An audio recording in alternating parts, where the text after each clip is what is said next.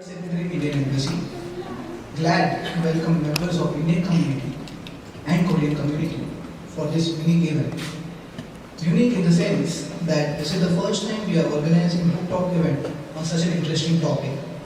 Though migration has always been a favorite topic among geographers and urban planners, but till now no one has covered this topic in such a depth with such a long timeline.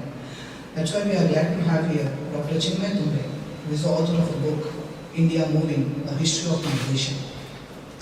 To attend this event, we have with us Ambassador of India, Ms. Shripya Ranganathan, and Indian Chamber of Commerce Korea Chairman, Mr. Vasudev Tumbe.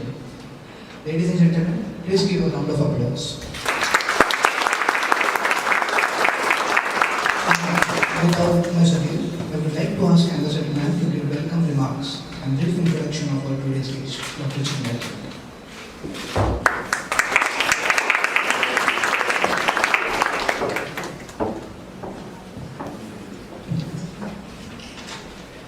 Good evening, everybody. Welcome to Chinmay Tumbe. Thank you to the chairman of our chamber for introducing us to this book and introducing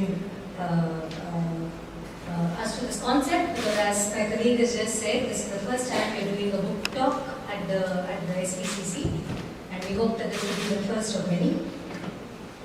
I have actually read the book thanks to a courtesy copy that I got from your father, and I found that it was very elegantly drawn together, all the various threads that we keep talking about when we talk about migration within the country, out of the country, into the country. So all these aspects, the reasons for these, what is happening today by way of shifts in urban migration, how we are handling it or mishandling it. I think there's a lot of depth in what is being covered, and I very much look forward to what you will have to say and give us an even deeper understanding of this very, very interesting and current document.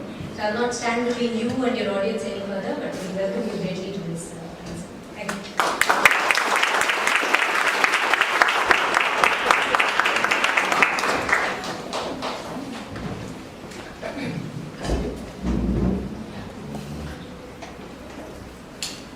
Thank you, ma'am.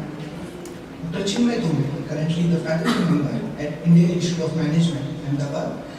He is an alumni of the London School of Economics and Political Science and Indian Institute of Management, Bangalore.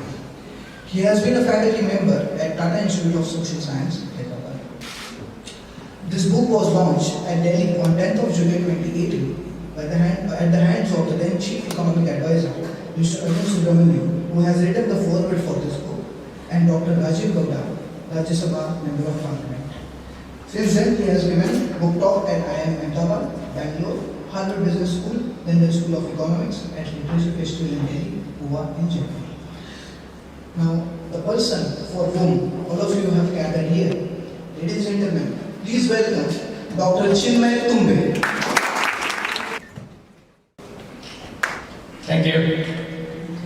It's an absolute delight to be here today. I have done some book talks outside India. It's always a pleasure because the theme is very natural. Almost everyone in this room is a migrant. All the cliches about migration are well known, so I'm not going to go over that part again and again. But it's also interesting because the ink is still on my finger. I voted a few weeks back in the largest elections ever conducted on this planet. And it's nice to be here again at embassy initiative out here to talk about a very different kind of ink. This has taken me about 10 years to write, and it's sort of very close to my heart. I've traveled a lot within India and outside to do research for this book, and this book is in a way the culmination of that. Now, in a way, we see Indians, we see Koreans, we see practically people of almost every nationality around the world today. Maybe we see Indians more, we see a lot of Chinese and so on. If this book is just about a description of that phenomenon, I don't think it will be that interesting. What this book tries to talk about is systematic migrations.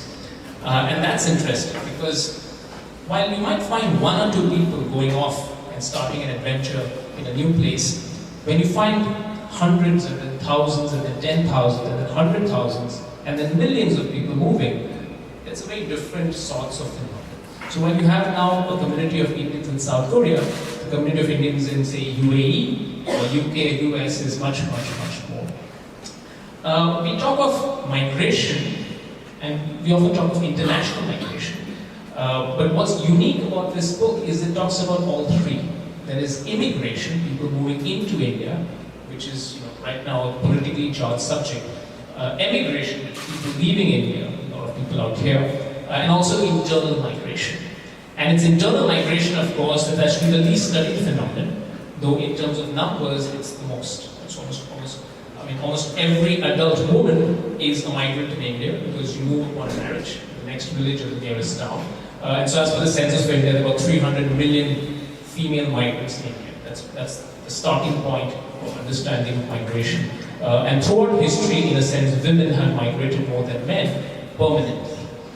Now, in this book, the first chapter, I talk about diversity. And it's really important. The book has about 4 or 5 core arguments, and what I'll do in the next 40 minutes is take you through some of these arguments and why they might matter.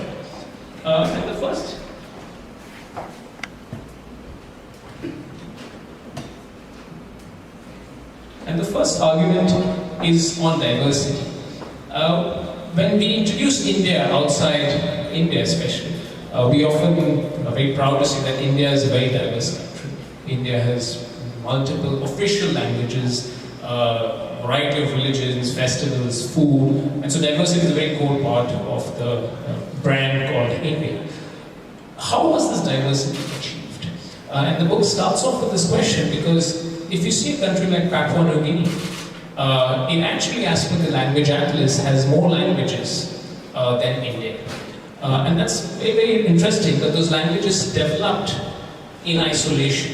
Those languages, those dialects developed because the different people on the different islands never interacted with each other. So when you look at that region today as a whole, it's very diverse, but it's a diversity achieved through isolation. Is that the model for India? Has Indian diversity been because of communities which have never really interacted with each other and have now been imposed into one nationwide framework in the last 50 or 100 years? Or is it more like the New York subway train? Or even, for example, any big city train where you see people of different nationalities, different faiths crowded and going to work together. And I'll give the first chapter that this is actually about interaction. And so Indian diversity is not about isolation, it is about interaction. And this interaction is, of course, through migration. The first migration, which I just mentioned, is, of course, the female migration, which is it's hard to see, but these are the sort of invisible threads that hold together India's diversity. Because these migrations are not necessarily a kilometer or two away. They're often 50 kilometers, 100 kilometers. One of the biggest migrations, the female bridal migration of India, happens from West Bengal, which is in the east, to the parts of Punjab and Haryana, which have very few women in particular age groups because of a variety of factors. So there are a variety of reasons why migration occurs. Now, the first chapter talks about how this diversity is achieved through various waves of migration. And it's called global migration because we tend to think of Indian story as something unique or something which has happened just within India. But it's often an outcome of globalization. And so today's globalization, while it's tremendous in terms of its scale, is not new. We've had phases of globalization even before.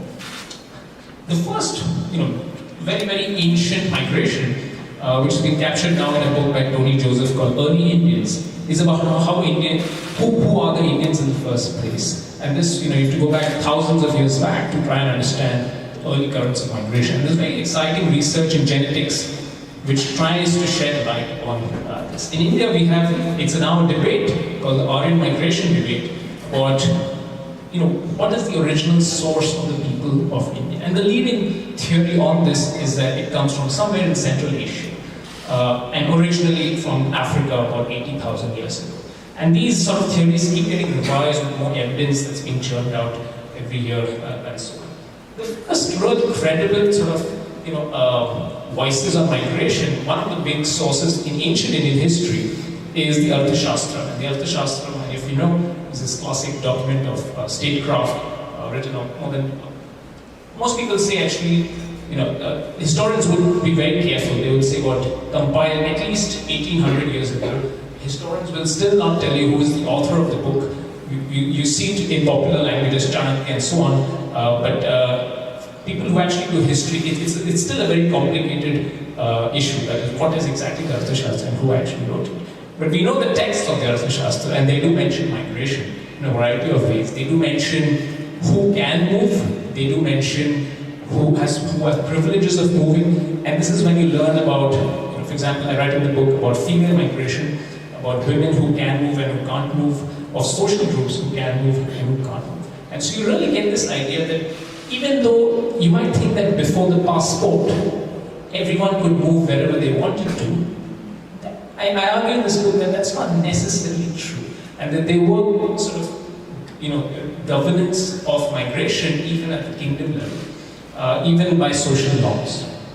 One of the classic social norms which existed in India, of course, was the Kala Pani, or the fear of the dark waters. And historically, there was a lot of fear of Indians to cross the seas and go outside. And that's why it's only when this notion was broken finally in the 19th century that really Indians started to go to different parts of the world. But the evidence before that of Indians reaching South America, North America, or even Western Africa is very, very limited. So I'll start this talk not 2,000 years back, but about 500 years back, with this very interesting illustration of a person with black skin, as you can see. And this is something not immediately that you would associate with India, typically generally known to have on average a brown skin. So who is this person? And what is this drawing really depict? This is a person called Malik Ambar. And Malik Ambar was born in Ethiopia, or what we would call as the Abyssinian Empire. And at a young age, captured as a slave, taken to the Arab world. And then from the Arab world, taken as a slave off the coast of Ratnagiri, or the west coast of India, into the Ahmednagar Sultanate in the Deccan. And what's interesting is that this is a very important form of mobility. One is slavery, that is against your wishes, but also military migration. And I talk a lot about this book, about military migration as well, triggering off migrations of particular communities in different parts of the world. But what's interesting here is that this guy actually came out of slavery. He got manumission, which means he was no longer a slave, and he had tremendous chances of upward mobility, which is quite actually common in this time of this world. There's no anything of slavery in the West. It's got a very brutal history with very little chances of upward mobility. Whereas here, in this case, by the time he died, he was one of the most respected generals of India, and this painting was commissioned by Jahangir, who actively hated him, because Jahangir could never defeat him in warfare. We're talking about roughly the 1600s. This community still exists today in India, and that's interesting. The descendants of a few African slaves, not few actually, but more than 10,000 at their peak, their descendants still exist in India today with black skin. Okay? In the sense that the racial sort of features are very, very Ethiopian, or some would say roughly from East Africa. And they're found, it's a community called the Sindhi community. They're found in Maharashtra, in Gujarat, pretty much the same regions where they come from. And India is home to just stunning variety of communities that trace their sources from different regions, both internal migration within India, but also international, as in this case. And just to round the circle, the management school that I work in, the Indian Institute of Management in Ahmedabad, has a very beautiful logo of it's a mosque in Ahmedabad, and it's called the Sindhi Side Mosque, right? And so just to give you a very direct connection of an Ethiopian immigrant in the 16th century influencing the logo of India's leading management school. That just tells you how interesting the channels of migration can be. Now I'm going to cut to the 19th century, and this is roughly in the 1830s, when India's first major overseas recruitment started. And you'll see that there are people trying to get off a boat in Mauritius. Okay, Mauritius today, India either know it as a fantastic getaway destination, or of course for round-tripping money. But in 1830s, it was a very important source of recruitment. You've probably heard of this word called indenture labor, and a lot of Indians went around the world on that. It's interesting to note that when this system started in Mauritius, there were already Indian slaves on Mauritius. This is not when the first recruitment started for Indians. And some of the plantation owners themselves were Indian. Again, this is just to complicate the history of the world that we know. That this is not a story of Indian labor being exported. Indian capital has also consistently been exported for many centuries. And I'll come to that in a bit. In fact, the book mentions a lady called Mary Rosette, who was a slave from Pondicherry, and she went to Mauritius as a slave, and she again rose up like Holly Cumber, and she was one of the richest women in Mauritius. She owned land in the early 19th century. In the 18th century. So there are remarkable cases of migration of both men and women in this sort of time period. Now, when the British really captured India by the middle of the 19th century, they made two decisive impacts on mobility. One is actually negative. Indian migration, especially within India, actually fell as British rule consolidated. And this is because of a lot of displacement of traditional social groups who used to move. Most famously, the Banjaras. If you've been to Hyderabad, a very posh area called the Banjara Hills. But the Banjara is a community which were in logistics for a very long period, and they were displaced by new technologies. A lot of communities were displaced by colonial rule, and colonial rule often enforced people to stay where they are because it was easier to collect taxes. It was easier to enforce revenue. So this was one way. So India, in a way, a lot of communities which were historically on the move actually started becoming sedentary, and in that process actually became poor. And a lot of these communities are very, very poor today because of this negative shock.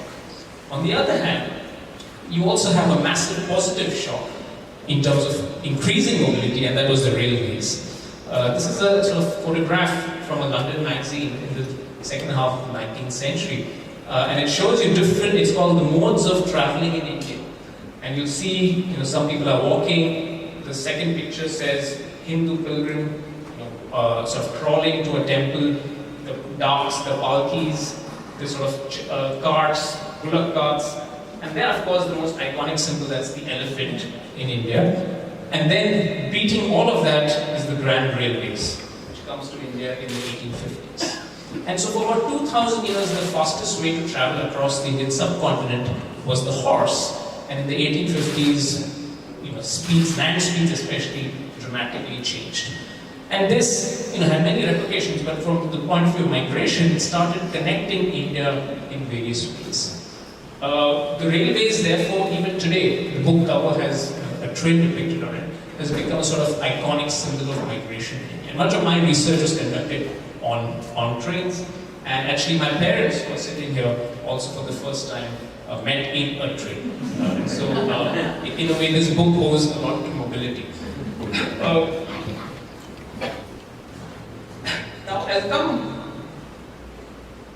let me stay here for one more second.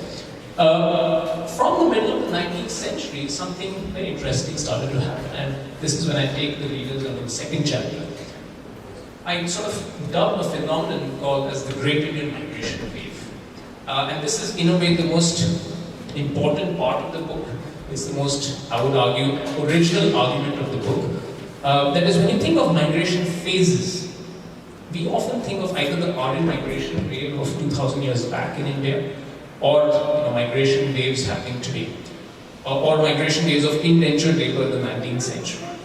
But India is host to what I argue the world's longest and largest voluntary migration system in the world, which started roughly in the middle of the 19th century and has not yet finished, which means it's ongoing. And this is such a remarkable phenomenon. You've probably experienced some of this in some way in your life, but you've probably not put it together as how important, how large scale this phenomenon is. To put it in perspective, we're talking of the migration of more than 100 million people today ongoing. It's more than the urbanization of China. It's more than the transatlantic wave of mass migration between 1870 and 1940. It's a truly gigantic scale of migration. And let me just tell you what exactly I mean by this migration through photograph. So this is a family which moved to Bombay in the 1960s. It's a 20th century photograph. The person in this, we interviewed this gentleman who was in his 80s in a village in Ratnagiri district, which is on the west coast of India.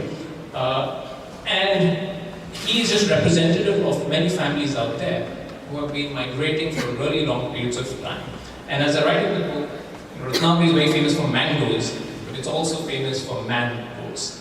This is essentially the idea of the Great Indian Migration Rate, that this is essentially a male-dominated migration rate where the men move out, spend almost their lifetime working outside, but never actually settling down there. Okay, so they also go back. And this sort of repeated circular migrations where the men go out, the fathers go out, the fathers come back, and then the sons go out, this has been happening in Ratnagiri for such a long time that the sex ratio, which in India we are used to hearing sex ratios of 800 or 900 females to 1,000 males, because it's skewed against women. In Ratnagiri district, the sex ratio has been above 1,100 females to 1,000 males. Because the men are outside the district is actually female surplus.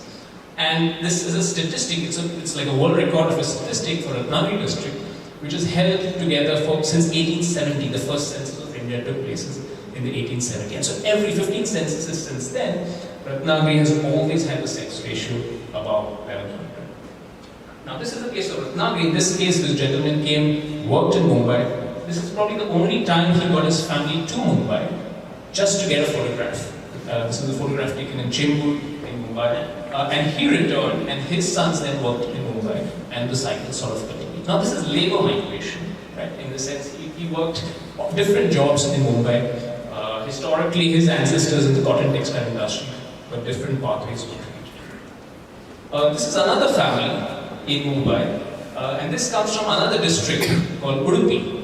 So Udupi is a district in South India, and most people from India would have heard of a phenomenon called as Udupi, the South Indian restaurants, which are found all over India. So South Indian food has been exported across India through one particular community coming from Udupi. And this is a photograph taken on a terrace in Shivaji Park in Mumbai.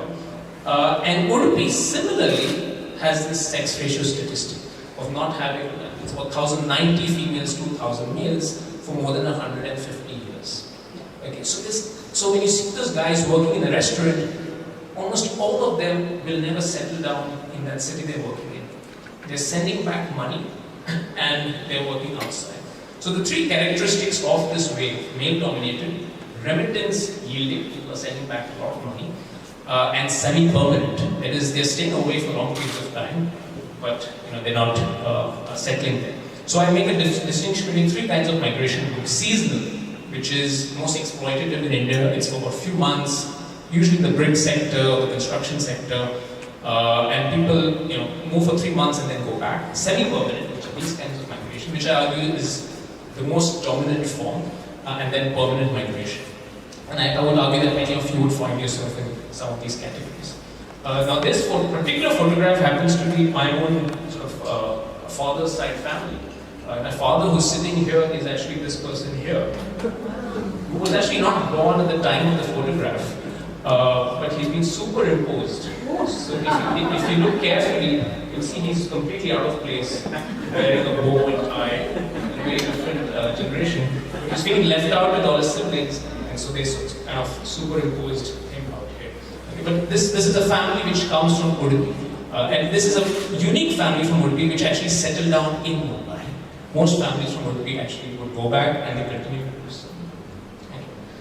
So what is this Great Indian Migration wave? And much of my research has been trying to dig out information, statistics, interview people. And this is a sort of chart that I've come out with. And just to give you a sense, all the red shaded districts, so the reds are the dark shaded districts, belong to the Great Indian Migration wave. And so if you look at what I talked about, Ratnagiri is this district here, south, and Udupi is out here. But you'll find so many districts, more than 200 districts or more than 600 districts of India, which fall into this category of persistent male-dominated, remittance-based, semi-permanent migration for a lot of decades, in most of them for more than a century.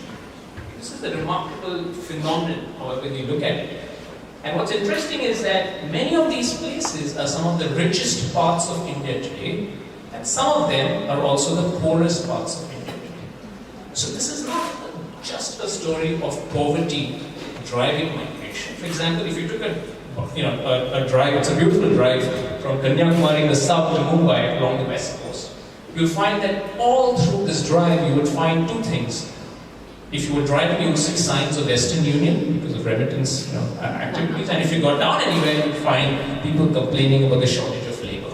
Right? And if you started out here and reached Mumbai, you will find that in Kerala there are now 2 million, more than 2 million people from Bihar and Bengal who work in Kerala, because people from Kerala have migrated in large numbers to the Gulf, and so they are not going to do the menial jobs in Kerala anymore. So there's a massive migration from this part which goes here. So people from Kerala, which is out here, which is fairly advanced on most development indicators, they are going to the Gulf, which is the Saudi Arabia, UAE and so on. I'll talk about that in a bit. But from this part, which is Bihar and Uttar Pradesh, people are moving south. And what's interesting now is that in the last 4 years, if you look at especially Ministry of External Affairs statistics, or if you look at statistics of people who are going on particular labor cards outside India, these parts, Uttar Pradesh and Bihar, now send more people to the Gulf than Kerala. So there's this complete switch of migration patterns, and when we documented this, we found that these connections were forged through Kerala, which means these guys got the information about going to the Gulf because they were first went to Kerala. And the book documents how, in fact, the Keralites went to the Gulf in the first place, and it turns out that it was through Bombay. So it's Bombay where the first recruitment offices of these oil companies started in the 1930s and 40s. They also had stipulations on religious recruitment in many of the Middle Eastern countries, and as a result of which, a lot of the Christians and Muslim Keralites working in Mumbai or Bombay there got preference, and that started a network which lasts until today. If you go up again, if you continue this drive north here in Ratnagiri, you will find more than 70,000 migrants from Nepal blocking the mangoes that you all eat today. Okay, so this is a migration from Nepal, which is here, it's a different country, and there are a lot of Nepalis now coming here because the people from Ratnagiri will no longer pluck mangoes, and they've got a lot of money through wealth coming from Mumbai, and so they are doing completely different sets of jobs now. And a similar story along the eastern tip out here in Tamil Nadu, people historically went to Sri Lanka, Malaysia, today they go to the Gulf. But if you come to this part, which is also India's relatively poorer part, you'll find that migrations, despite having an extremely long history, have not really transformed those regions tremendously. And I argue in this book that what matters ultimately is a combination of migration and governance. And so this region has come out of its poverty, some have argued, more from migration rather than from any active government intervention. Whereas out here, much of those remittances seem to be frittered away or not really invested in creating long-term assets. Similar story in the hill economies, Rajasthan, and you see much of central India is completely locked out. You don't really see mass migrations from central India. And there's a history to this as to how the first recruitment networks were built and established, and they were built along the coasts and along the Ganges. And so as a result of which, you see very few people from Madhya Pradesh, for example, in Mumbai or even outside India, but you're much more likely to meet a person from Kerala, or for that matter, even Punjab. So Punjab is here, and the average Punjabi that you're going to meet outside Punjab, or especially outside Punjab and outside India, is going to be from just 1 or 2 districts of Punjab. I think these are the districts of Hoshiarpur, Ludhiana, Navanshahar. West Punjab has actually never seen this out-migration wave. And this migration wave started through the military recruitment more than 120 years back. And so this is the beauty of migration networks, that once they build, they're very sustainable. And even if conditions back home improve, many times these migrations continue to sustain, as long as fertility, is continuously sort of having some pressure on the population back home. So it's only now in Kerala, which is in the south, that you see migration from that part reducing, because fertility, or how many kids that are being born on there, that sort of ratio is finally full. Okay, but historically, since that pressure was always there, since people were not permanently moving out, you don't really see much change in the pressure to migrate in many of these parts. So the Great Indian Migration Wave is largely a story of labor migration. But, and this is what I talked about in chapter 2, there are various district histories. This book it argues against looking at India at the provincial or state level. I argue that it matters to look at districts, because contiguous districts have a much wider history. For example, if you look at Maharashtra and Karnataka, which are these two states of India, you would say, there's not much that you can say about migration. But if you look at it as one side of the Western Ghats, which is by the west coast, and one side out here, there's a world of a difference. Okay. And by the way, this also includes Goa. So if you thought that Goa is this great place where people always go towards, Goa has historically been a remittance-dependent region. It continues to do so in many of its taluks. So if you actually go to Goa, you find many people, there are many tourists in Goa, but there are also a lot of people who work outside Goa. And interestingly, when a survey asked where do these people go, they were captioned in a place called No Man's Land, because most of them work on the merchant navy. So they're not classified in any particular country. Now I'm going to take you from labor migration to the migration of capital. And that's the migration of money, the migration of business. And I think there's a very close link between the two, especially in the 20th century. And that is that the Great Indian Migration Wave and how rich Indians or the people with capital have moved has been closely linked. Especially, Gandhi had this famous quote, the chapter begins with that where there is an Indian laborer, you will find an Indian merchant. Some would argue that that's maybe reversed, that analogy is reversed now. But why does this matter, and why do we need to understand this? I work in a management school, and what's interesting is that even today 70% of the big business of India is concentrated among these 5 communities. If you look at family ownership of businesses, 5 communities with a population of less than 1% of India have 70% of big business. If you look at corporate directorships, the 1,000 largest corporate in India, if you count all the directors, that's about 10,000 directors on the board, about 45% of them belong to these few communities. So these are staggering statistics about how a few communities sort of have sort of dominated capital accumulation in India. So, of course, all of us, all the Indians in this room, I think, are well versed with these communities, and the regions that they hail from are highlighted. For the benefit of those who don't know anything, I'll just mention some of them. The most famous ones, the iconic ones, are called the Marwadis. Right? And arguably the most famous Marwadi firm today, he is a person called Mr. Birla. He's the chairperson of often financing who would win a war and so on. But spatially, geographically, what's interesting is that they started to move in large numbers. In the case of Marwadis, they first moved here, then they moved to Calcutta, and then across India. And by 1844, there was an editorial in the Times of India, then a different name, which said, "Beware of the Marwadi." And it basically argued that these guys are going around everywhere exploiting Indians. And 100 years later, the newspaper firm was owned by a Marwadi, which continues till date. What's interesting is as these communities started to move, there was also a backlash. And this is important because we live in a time when migration is such a political hot potato that both migration of labor or migration of capital, but I would say more migration of labor, is looked down upon. Strong walls being built around the world to reduce these flows. And you see some remnants of that in Indian history as well, especially when business communities started to move, generate wealth in the areas that they're going, they were resented. And so the Marwadis in Bengal, famously by one nationalist who were called parasites, even worse than the British. So these were the kind of reactions being generated when these guys.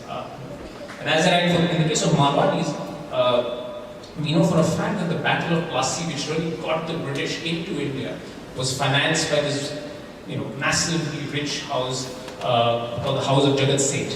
And so as I write, but we also know that the Indian freedom movement was massively financially backed by Marwadi capital. And so as I write in the book, Marwadis were very instrumental in placing the feet of the English in India, but also ensuring their culture. Right? So at both ends, for those 200 years, they had a very interesting role to play in the financing. You then have Gujaratis, the most famous being Prime Minister of India, who's also a migrant, a homesick migrant. He keeps complaining about being outside Gujarat, much like Babur actually, 500 years back. Eternally homesick, always wanted to go back to Persia. And then you have the Sindh, and I believe there are a few people who belong to this community in the audience. So I'll just talk a bit about Sindh or Sindhis. A lot of stereotypes built around this community. And one of the most famous being the fact that they were into stereos for a long time, and the hardware equipment. If you go to any Sindhi sort of place around the world, first basic gizmos for tourists, then it moved to hardware, especially music instruments, Walkmans, which is a big deal back, and of course a variety of merchandise equipment today. But what's interesting is they're a twice displaced community. So they were displaced once when in the 18th century kingdom started falling in that part of the world, and then they were displaced massively again by the partition of India in 1947. And in both these displacements, this community was scattered wide. But I know one person that I've been studying. It's called the House of Motwani. The House of Motwani used to make these mics. They used to call it the Chicago radio. You see old photographs of Gandhi speaking or Nehru speaking. You see Chicago radio written on the mic. Chicago radio is this name he borrowed from outside.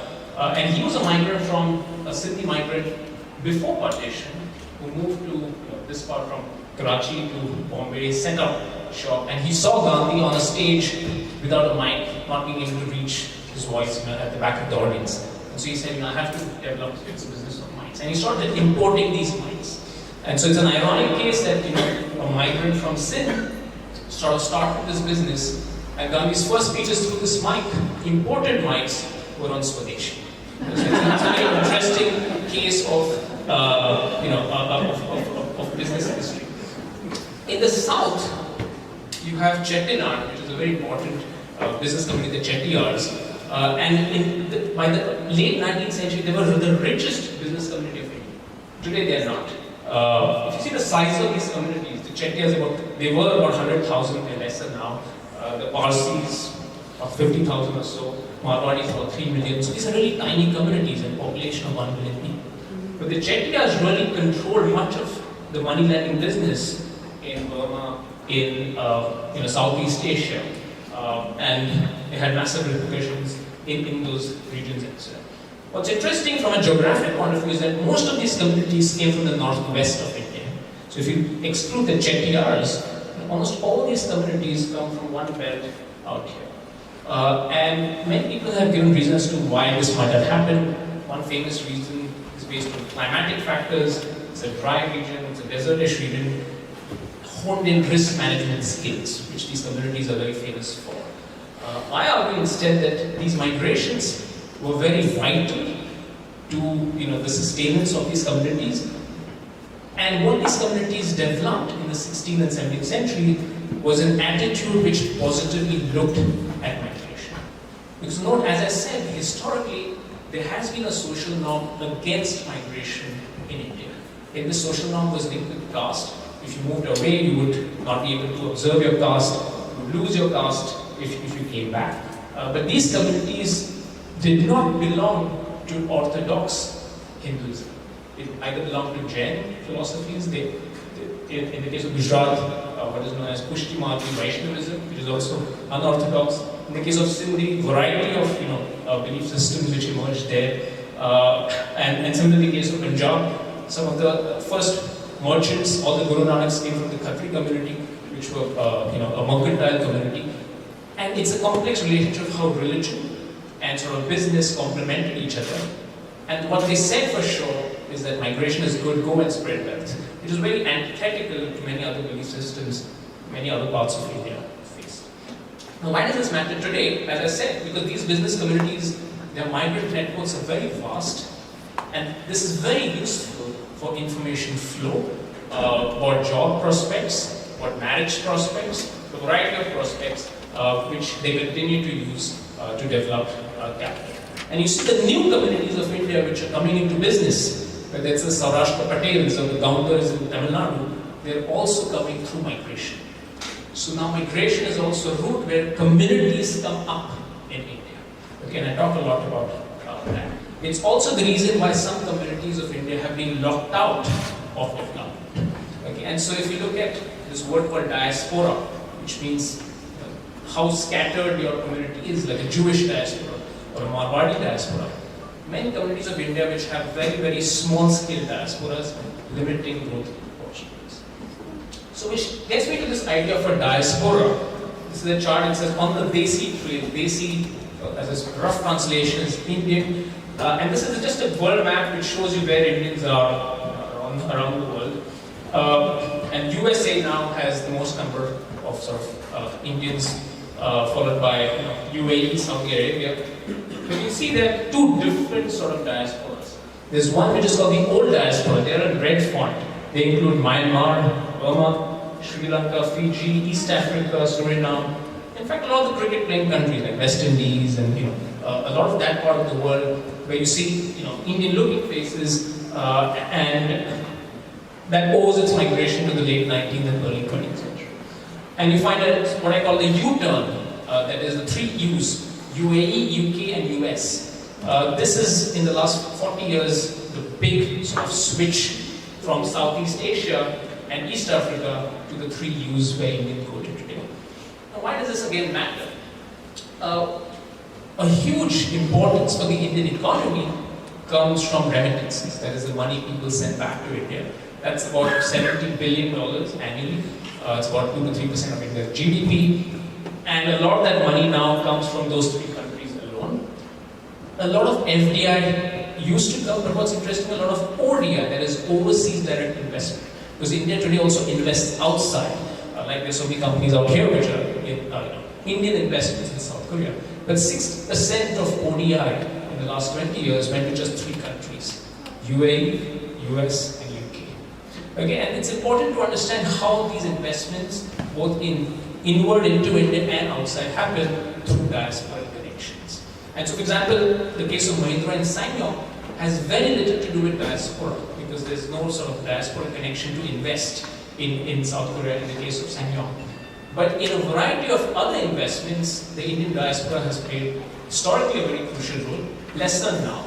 For example, the first major multinational investment of an Indian firm, the Birla's investment in Thailand, there were not too many Indians in Thailand, but the way that investment happened was interesting. Most of that investment, the initial financing, came from one diamond broker, a diamond dealer who was Indian in Bangkok, and the Indian Overseas Bank. The Indian Overseas Bank, as the name itself says, it was set up to help Indians outside India. Okay, so it's basically a diasporic bank. And so these are the sort of diasporic connections which have stimulated India's IT sector, for which India is world famous. A lot of migration to US and return migration which really set up the ecosystem. And also in health. If you see the health startups which have become big, a lot of them have an American connection.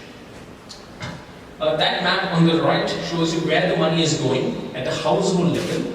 Half of the remittances go to the big cities, they go to the stock markets, the real estate markets, and half of the money goes through Western Union kind of channels. And they go mainly to the West Coast and parts of Punjab and Rajasthan. From Punjab, some of you are aware that the big destination has historically been Canada. But I spent a year of my life working in Florence in Italy. And Italy today has 200,000 Indians, which is unheard of in terms of scale. And almost all of them are Punjabi workers, almost all of them from one district in Punjab, that is Hoshiarpur. Almost all of them working in the same sector, that's the dairy sector. So if you eat cheese in Italy, it's pretty much been made by Punjabi workers in northern Italy. There was a lot of other fascinating stories mentioned in the book about how Indians reached Fiji with one governor's sort of intuition, how Indians reached Suriname, for instance. And also, if you see in the previous chart, India also had the historic connection with Central Asia, or this part, just beyond Persia. And so the Khatri sort of merchant networks were very strong, almost reaching till Russia in the 18th century. This is just to give you a flavor of what a passport looked like earlier. I thought it's important in an embassy talk to talk about passports at least once. And this is the passport of Godrej. Again, a very famous immigrant community in the Indian subcontinent, belongs to the Parsis, one of the most famous communities of India, with roots in Iran. Right? So they have roots in Iran. They still maintain traditions which are based in Iran. Some of the wealthiest communities of India, some would argue activated industrialization on a grand scale. For those who don't know, the Tatars belong to this community. So the Tatars historically have been a Parsi community. The Parsi community also has given India a very big firm called Godrej. And the Godrej is one of the few companies in India which maintains an archive. You can go and do research. And so in this, you'll see a passport, and you'll see that you're a subject of British India. So this is a passport taken in the 1930s. This will be a flavor of early Indian migrants in the 19th century. There's only one or two Indian migrants there, but this is a bunch of people called Laskars. In fact, the word Lashkar, more infamously known in Lashkar-e-Toiba, also has a root in this. But Laskars are important to understand Indian migration. Because some of the first Indians who went around the world went as sailors on ships. And they jumped off the boat and started their own life. Many times started their own communities. In the US, you'd be surprised to know that the first Indian communities again had their roots from the Laskars in Harlem, in the East Coast, not the more famously known Indian on the West Coast. And in UK, almost all the Indians, big immense communities, have traced their roots to this community. It's from Mirpur district, now in Pakistan. It's from Sylhet and Mymensingh, some of them in Bangladesh today, and also coal districts like Hoshiarpur in Punjab. And so, particular channels, whether it was military or sailor routes, have spawned the Indian diaspora in different ways. This is a really remarkable picture, and I use it to illustrate a couple of things. One, this is in Eastern Europe. This is an example of an Indian business in Eastern Europe, just to give you the scale of, or really the variety of Indian migrations that have happened in the last 20 years around the world. I also show this to show you the pressure cooker. And I argue in the book that the pressure cooker is one of two important objects that all Indian families who leave India carry outside, the other being the mug. And if you see this picture, what it's trying to do, he's actually converted this pressure cooker into, it's supposed to be an Ayurvedic spa chamber. Right? And he's using it to sort of generate steam, which then sort of activates this. Indians have a word called jugaad, which means frugal innovation. This is a classic example of how that can work. But what's interesting now is that Indians who are going now, it has never been so wide. In terms of scale, I argue that in terms of scale, there have been times in the 1900s, 1910s, when there was mass migration to Burma. Mass migration, just like we see mass migration to the Gulf today.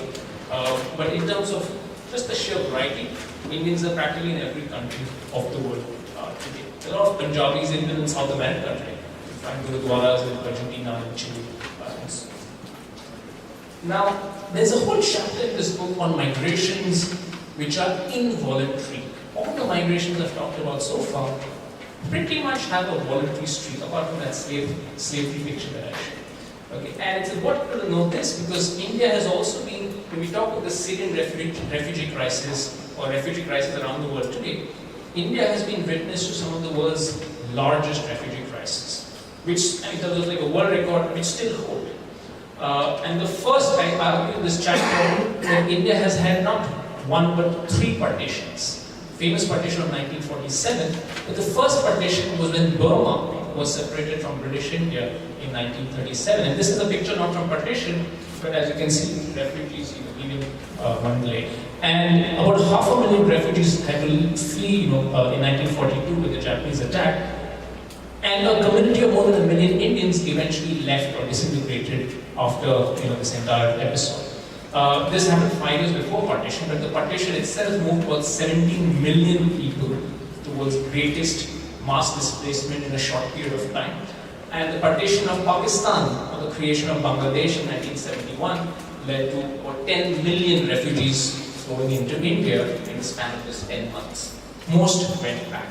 So this is a chapter which tells you about India's refugee management. And India has actually a terrific record in this matter, which is not really well known. And so I try to bring that out. It also talks about other sorts of displacements. It argues that internal displacements have been much more than some of these more famous displacements. So development-related displacements, whether it's the displacement through riots, whether it's the exodus of the Kashmiri Pandits, mass displacements of these kinds have also been much more collectively than these famous partitions. And ultimately, I end this book with a chapter on migration and development, where I look at themes like brain drain. For example, I work in the IIMs, which are these big brand institutions in India. And in the 60s and 70s, a lot of people who went to the US. They get the degrees and go to the US, and there was a big concern that subsidized education was leading to a brain drain. Today, nobody talks about a brain drain in India. And that's because this entire discourse has changed from brain drain to brain gain to brain circulation, etc. And the reason that's happened is because of the money that's come back. There's an entire sea change in how the government of India engages with Indians outside India.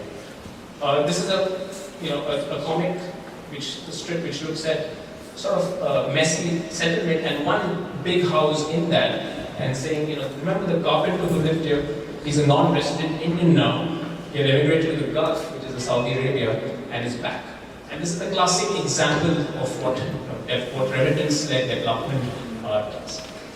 And in this chapter, I argue that attitudes to migration in India, or anywhere in the world, stem from being particularly hostile to being very, very supportive, and some in-betweens. And so in India, for example, you have Ambedkar, who's a very famous figure, who celebrated migration, and who saw migration as a very important way to break the caste system of India. As opposed to a person like Bal Thackeray, very famous from Mumbai, and who actively rooted for the sort of native people of Mumbai, and opposed people, including people from Udupi, into Mumbai. A side note is that we were actually neighbors of Mr. Bal Thackeray, not me, but my family, the family from Udupi. And when they were anti-South Indian, the whole anti-South Indian movement in the 1960s, we actually changed our surname. So we are the only Tumbes in the world because Tumbe sounds Maharashtrian. It doesn't sound like a surname from the south. But Tumbe is actually the name of a village in Udupi. Okay, so if you Google, we are actually the only. So we are all very thankful to Mr. Thackeray.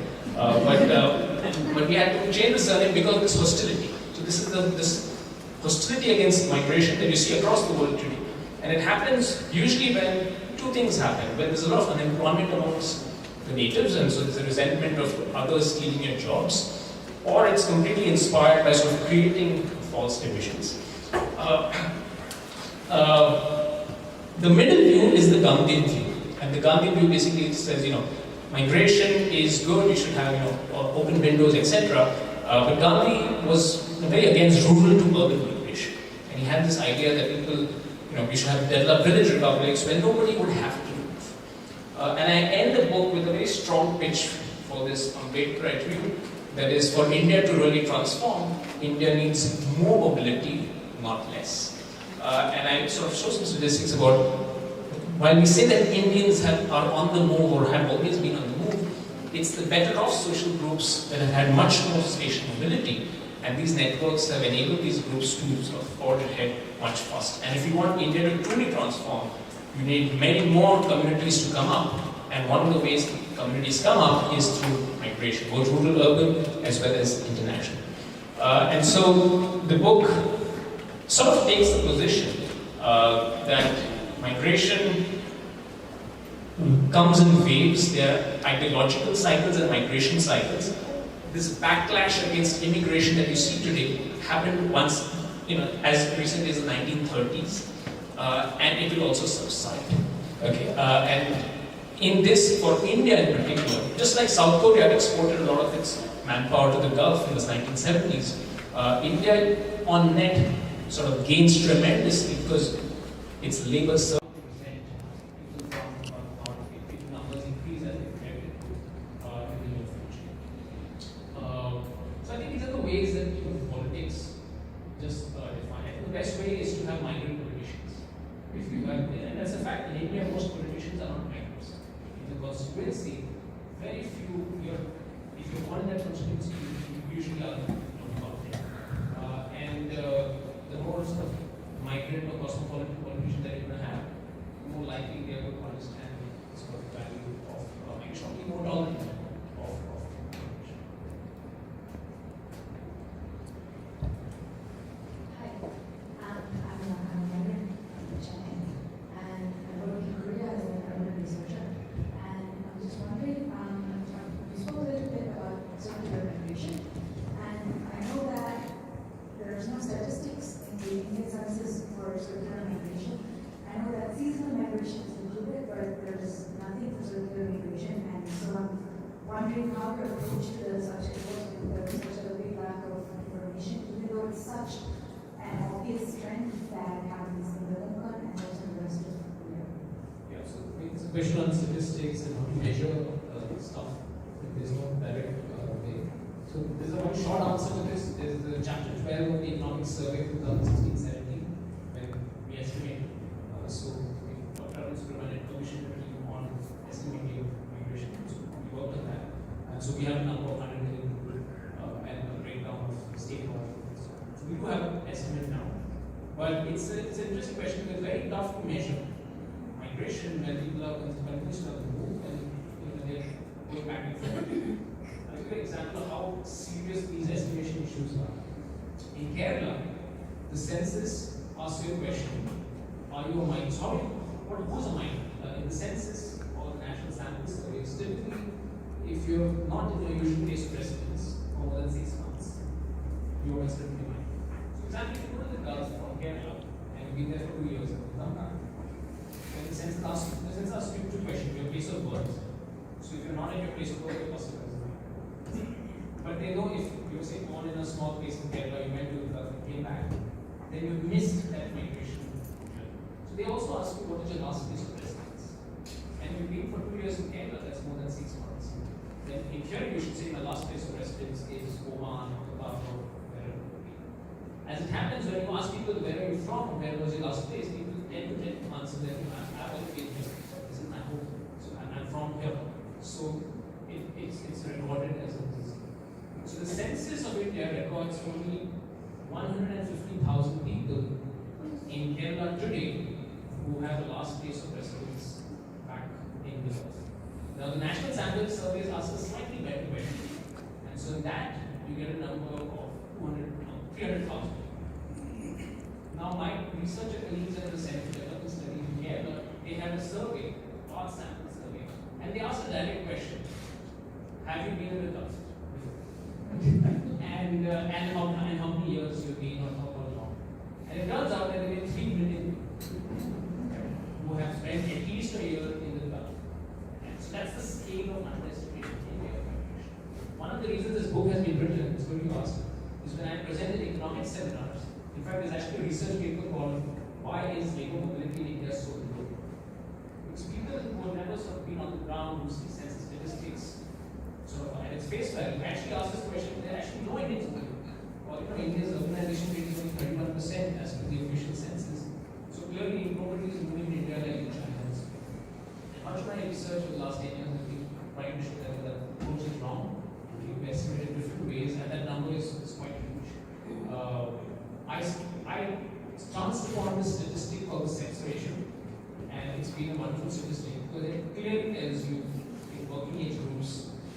If you have 15 in working age groups in Bishapur, in Saran and Bihar, in Sivaganga and Tamil Nadu, or Benjam and Odisha, different districts across India, you will find sex ratios of 1,400 females to 1,000 males in age groups, say 25 to 30. And that's because the men are outside. You can't have such high female surpluses.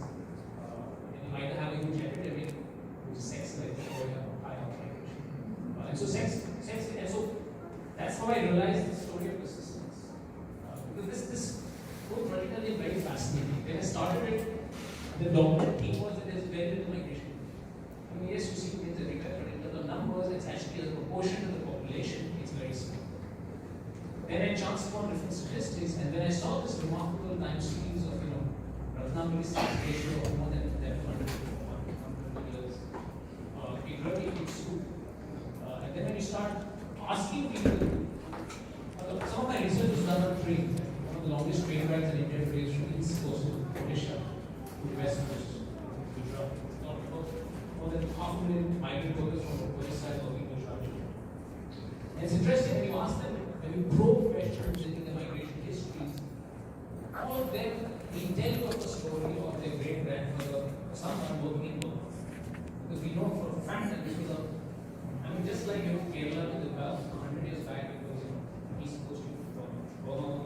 So Rangoon was like that. And it's there the migration memory. If you probe enough, it's about 3 or 4 generations away. And you find suddenly some flashback of Burma is said even in conversation. There's a note in the book on Burma colonies, just like we have NRI colonies today, Bangalore and so on. Across India, we find Burma colonies. And these are colonies of basically people return from.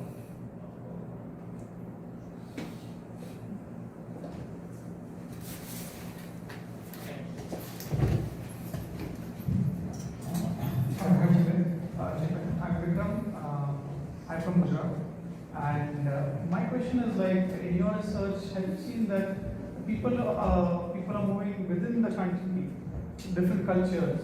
So have you seen the intermingling of the cultures and the effect of migration on the cultures? Because what I have observed is like, if you see Marwadi settle down in Bangalore or other part of the country, they are still the cultures same, even from like 100, 200 or 300 years. That has not happened. And do you see any reason for that? Yeah, it's an excellent question. Essentially on assimilation. We can talk about international migration assimilation. What you're saying is people cultures are also intermixed, or how assimilated communities get within India.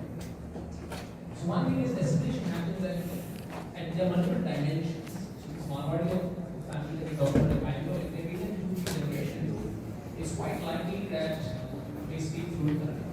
Just like we speak fluent Kannada. So they are assimilated on language. But India, even today, number one reason why you have such sharply differentiated communities in India, despite migration, is because of language. Because even today, as we look at India survey, not sample survey, which reports this, over 93% of Indians marry within this class. So that is, and that's been happening for the last century. So it's such a strongly Indo-Gangetic society that even if you move to another place, you might pick up aspects of the culture and language and so on. But stuff which is within the community or class, typically living habits, typically rituals, religion, core aspects of the community are retained there. So that is why simply families across the world. The break happens when there's a marriage outside. So because India is one of the most Indo-Gangetic societies. And so that's the reason why despite migration, you have assimilation on some counts, but you also have a community sense which sort of still holds true.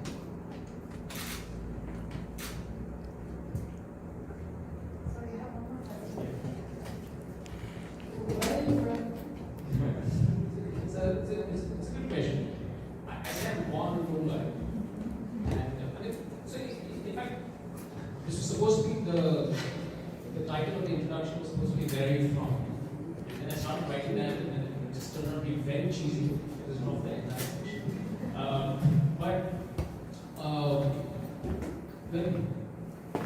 Let me answer this. When I was in London, for example, there's a person with an elevator, you can ask this question, where are you from? And I said, I'm from India. On the outside, you say, India. And he couldn't believe it. He said, I look Iranian. So nobody can stand up. So that's one response. But you see that the answer to this question also relies on a lot of elements. So if you meet the average American and you're very fond, it's in California. They're not going to say they're from America. There's a very strong subtext that you know where I'm from. And so if I meet an Indian, if I say I'm from Bombay, or Mumbai, Bombay is also the same. If I'm from Mumbai, there's a good chance it also reveals some of the ideas that you know where you're from.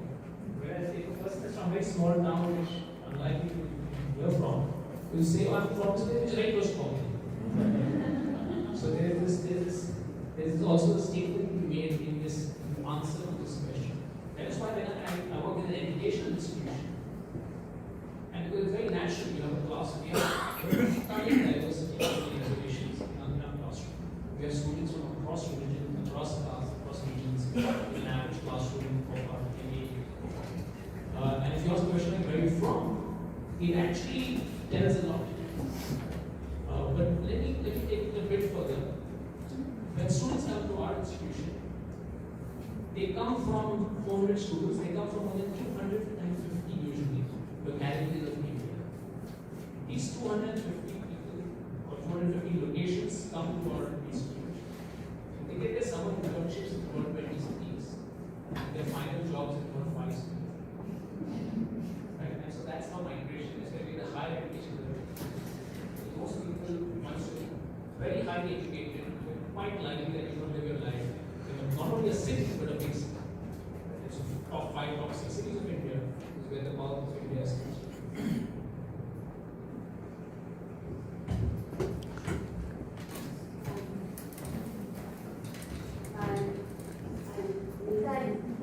I'm lucky to be attending this talk of yours. I read your book, it's fascinating how you compile so much information and in a book that's very readable and not really very long. I mean, dense. And it is going to be tomes. My family came from Bangladesh. I'm asked this question a lot. Where are you from? I find it very difficult to answer because originally my family moved from Bangladesh. We moved to Hyderabad. I grew up in Hyderabad. Then moved all over the world, lived in various countries, Saudi Arabia, my husband worked in Korea for many years. Now we are settled in US. But as I age, I find that there is a sense of not belonging anywhere. You know, I haven't gone back to Bangladesh. I would like to someday. I have not seen any of my uncles. My father had 7 brothers, not medicine, family member because he was in the army. So, have you ever thought of writing about the psychological impacts of migration? It's an excellent point of, like when she asked me, how come you say I'm from Mumbai? The typical answer you get across the world is I'm from all over. That's one. You're children of army, for example.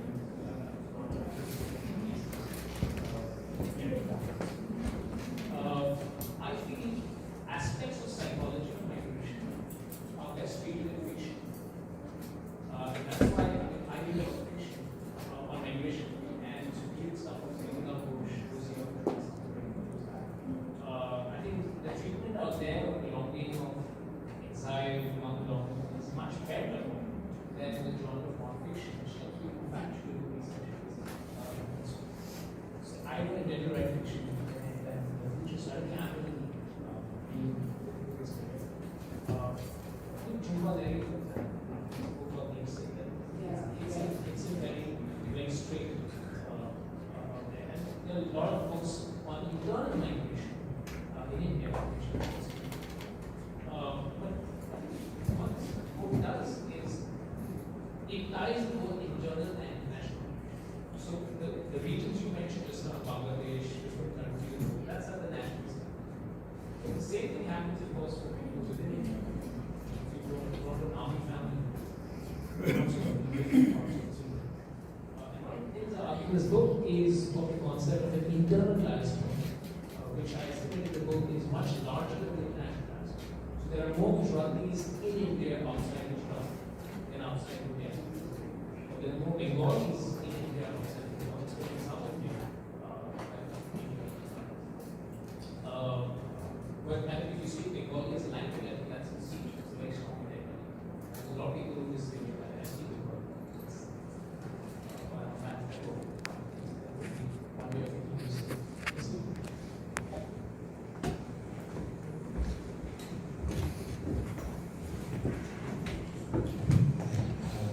Joshi. I'm a constant migrant moving from one country to another every years. So I'm just wondering, what does migration do to kids, and especially when they're constantly migrating? My son growing up, and I never thought about it before, but now. That's an excellent question. Did you ask my son who's sitting here? He wants to ask, but I want to a book which is about very famous migrant called Indian, and it was also all the other things. I think if we back to the question asked, we grow up in a very cosmopolitan sort of environment. I think it's a very good thing in the sense where we shape and a lot of the stereotypes in media, in are false. You know, like most people in the world, on average, are very good.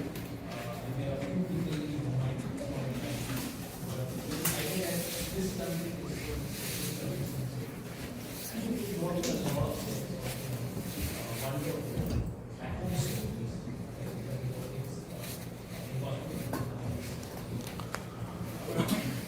I think I've grown up in, I was in boarding school, so I was grown up in two different places. This book is a strong advocate of cosmopolitanism, nativism.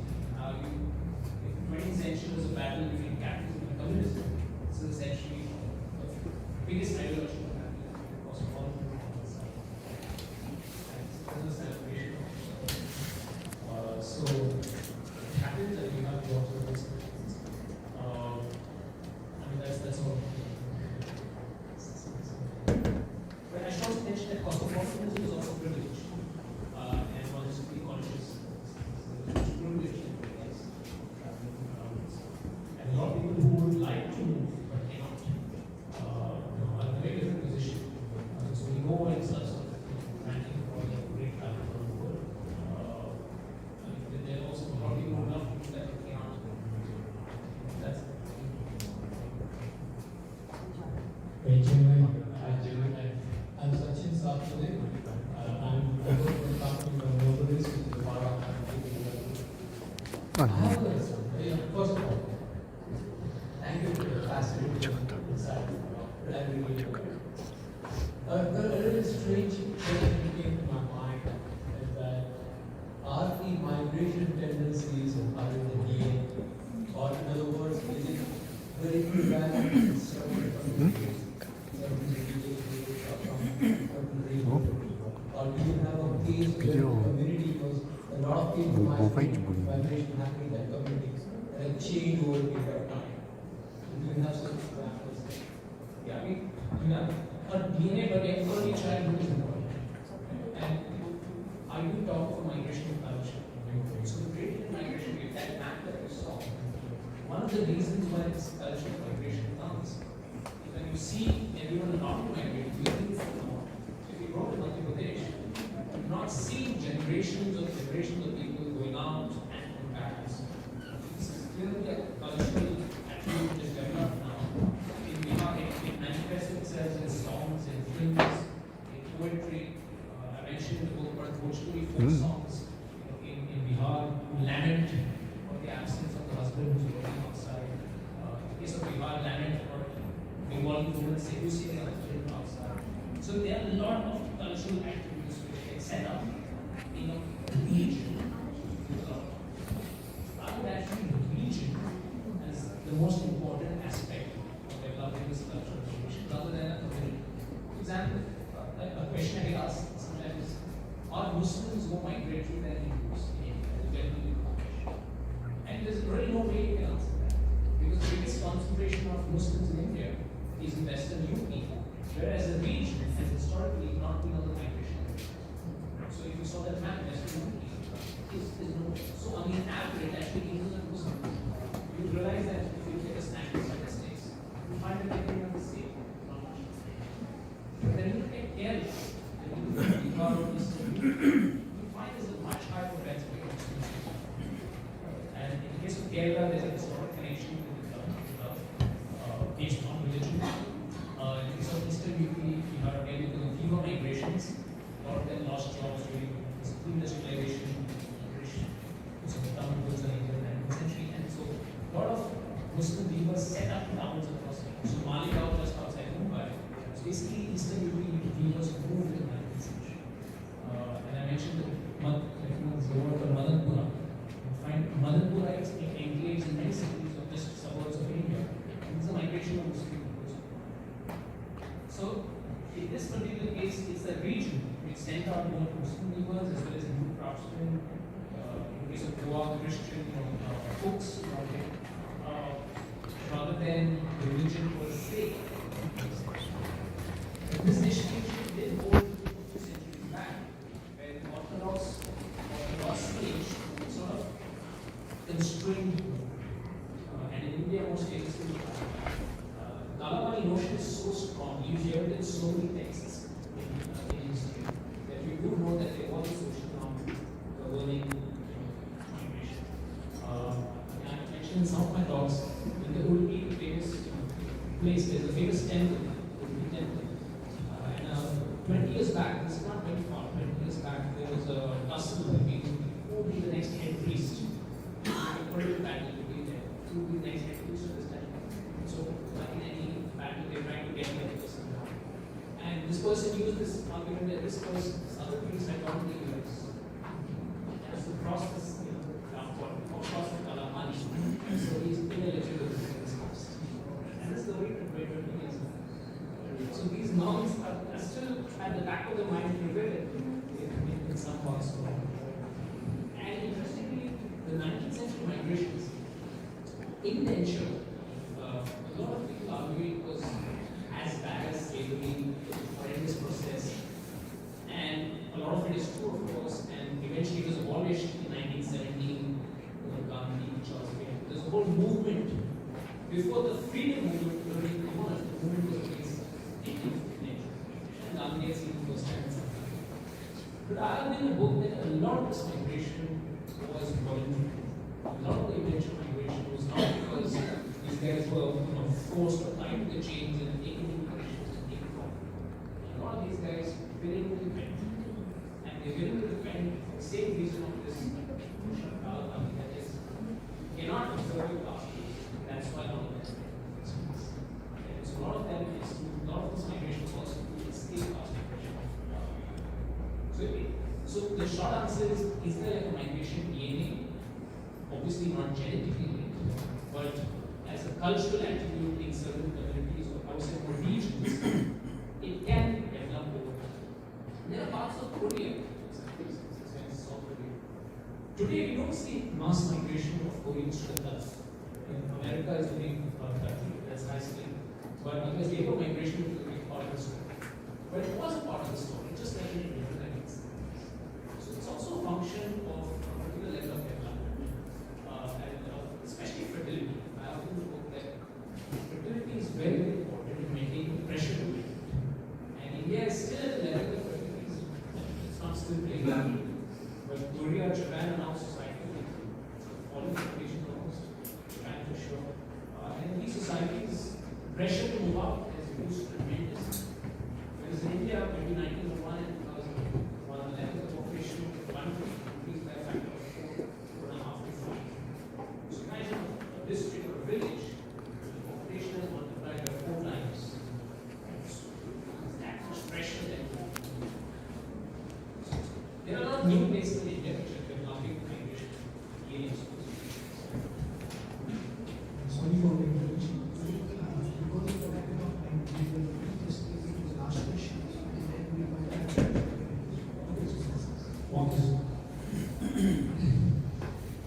I'm ICCK. On behalf of Korean people, I want to just tell you about your next release on improvement goes on. Many now in Korea, around 5 million Koreans is the Indian blood also here. So we did mention about this. If you look very closely at that book, you know why I have mentioned. Migration is a fascinating topic, and migration of communities is even more fascinating. But as I write, some migrations are plausibly true, impossible to verify. And I believe that is one of those limitations. And also, in Korea is also after the Japan attack, and then when people go outside, and then go to some China, USA, even some Japan, and then in Japan, the richest people is also Korean. And then, but for example, Vietnam is also a war, is the around there. Not in the French or some, yes, but I cannot heard about riches of Vietnamese. But I heard, and in UK, the biggest, the richest people is the Hindus, the brothers, and Indians. And so, we do some, what kind of aspect of, how can you explain this situation? Is one that you go overseas and focus on, maybe you are good at some numbers, counting numbers. Why do the Indians flourish in every country except India? No, but I mean, I should qualify this. In America, for example, this is line. Indians are very good at maths. I would love to believe it, but it's wrong. The greatest thing right now. The average level of education in India is so poor. If you look, there are actually tests for the PISA tests, cross-country literacy tests, and on average, India does poorly in language and maths. Second standard, 8th standard students come to second standard students. There is Pratham, the fourth, which turn out every year just what is the state of education. The Indians you see in America, for example, there's a book called the Upper 1%. There are also many Indians born from India and moved to Canada. So they are not representative sample of Indians at the average level. So while I hope that India will become the greatest application, India has provided great contribution in the past. My grandfather was a mathematician who went to Russia, contribution very few books. But this is the myth, a lot of statistics. I think there are a lot of stereotypes, nice stereotypes which we associate with China, that there is a that. But when you look at statistics, 거치지도 모르고 지금 뭐 한 거야? so if you look at UK, they still make have a 진짜 mid-scale 몰라. in the US, 3 million, 4 million Indians that you see there.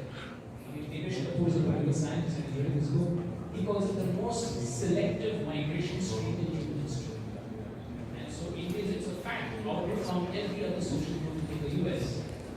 Right from the but they were selected, they were the brightest to start. China wants to give his book as a gift for the individual Indians. And we appreciate this.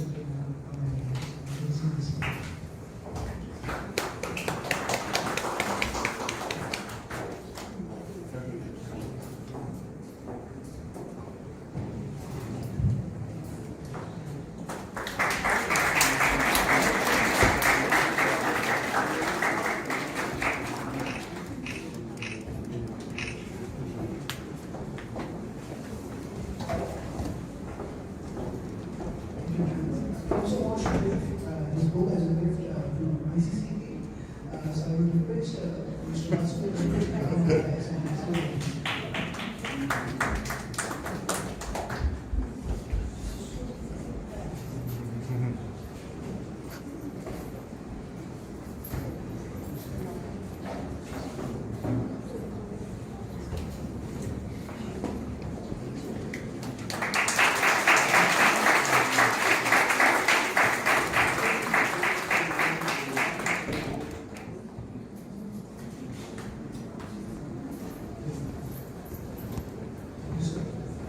So we have reached the end of the session. On behalf of Embassy of India, we would like to thank Dr. Chinmay Tumbe for sharing excellent historical facts and his perspective towards migration, which will remain one of the major phenomena in future also. I would also like to thank the Indian community and Korean community for attending this event. Thank you so much.